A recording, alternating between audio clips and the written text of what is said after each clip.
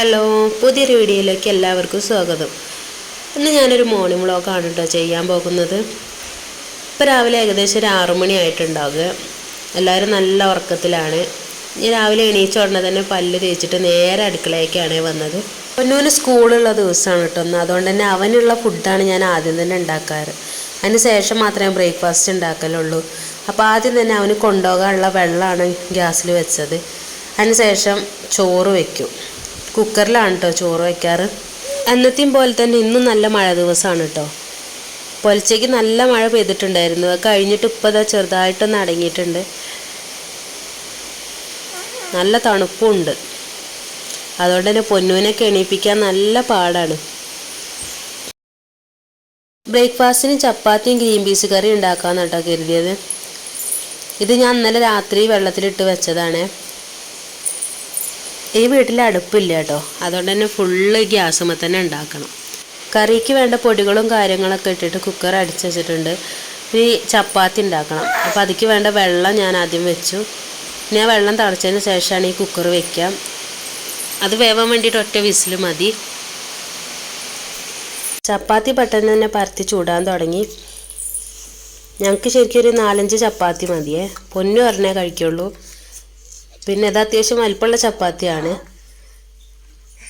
പൊന്നൂന് പിന്നെ കൊണ്ടുപോകാൻ വേണ്ടിയിട്ട് ഈ ചപ്പാത്തിക്ക് ഉണ്ടാക്കിയ ഗ്രീൻ പീസ് കറി തന്നെ ധാരാളമാണ്.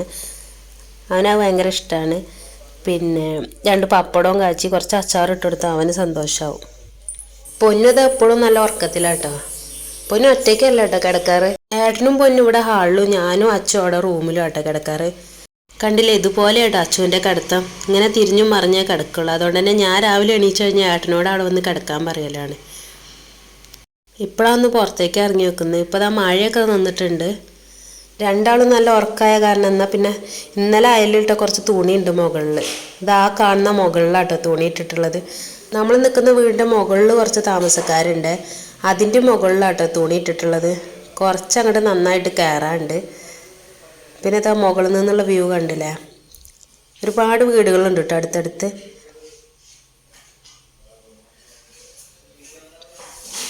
ഞാൻ ഇതിൻ്റെ മുകളിലേക്ക് തുണി ഇടാനും എടുക്കാനും മാത്രമേ വരലുള്ളേ.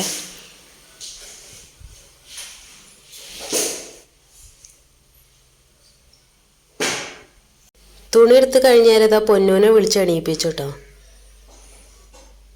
അവന് എണീക്കാൻ വലിയ താല്പര്യമൊന്നുമില്ലേ. പിന്നെ സ്കൂളിൽ പോകണ്ടേ വിചാരിച്ചിട്ട് എണീക്കുകയാണ്. എണീച്ച് കുറച്ച് നേരം അവിടെ ഇരുന്നതിന് ശേഷം എന്താ പല്ല് വയ്ക്കാൻ തുടങ്ങി.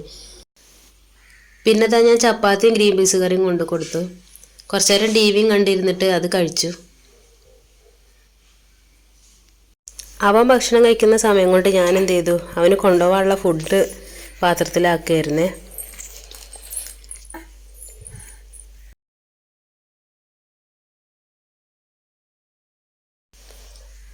പിന്നെ പാത്രമൊക്കെ എടുത്ത് ബാഗിൽ വെച്ച് കൊടുത്തു. ഇപ്പോഴൊന്നും നമ്മുടെ അച്ഛൻ എണീച്ചില്ല കേട്ടോ. അതുകൊണ്ട് തന്നെ ഞാൻ വേഗം ചായ കുടിച്ചു. ഇതിൻ്റെ ഇടയിൽ ഏട്ടൻ വേഗം എണീച്ച് കുളിച്ച് ചായ കുടിച്ച് ഓഫീസിൽ പോയിണ്ടേ. ഞാൻ പൊന്നൂനെ കുളിപ്പിച്ച് വന്നപ്പോഴത്തേക്ക് അച്ഛൻ എണീച്ചു. പിന്നെ അതാ പൊന്നൂസിൻ്റെ ഡ്രസ്സൊക്കെ മാറ്റി കൊടുത്ത് അവന് പോവാനുള്ള ടൈം ആയിട്ടുണ്ട് കേട്ടോ. അങ്ങനെ പൊന്നു റെഡിയായി പുറത്തിറങ്ങി നിൽക്കുകയാണേ. അവൻ്റെ അച്ഛൻ തന്നെയാണ് കേട്ടോ സ്കൂളിൽ കൊണ്ടുപോയാക്കുന്നത്. അച്ഛനെ വെയിറ്റ് ചെയ്ത് കൊടുക്കുകയാണ്. അങ്ങനെ അതാ പൊന്ന് സ്കൂളിലോട്ട് പോയി. അവൻ പോയി കഴിഞ്ഞാൽ തന്നെയാണ് കേട്ടോ ടാസ്ക്. ഇതായി കുട്ടിക്കുറുമ്പനും ഭക്ഷണം കൊടുക്കണം, കുളിപ്പിക്കണം, ഉറക്കണം. അങ്ങനെ കുറച്ച് കലാപരിപാടികളുണ്ട് ഇനി. അപ്പോൾ എല്ലാവരും വീഡിയോ ഇഷ്ടപ്പെട്ടാൽ ലൈക്കും സബ്സ്ക്രൈബും ചെയ്യൂ കേട്ടോ.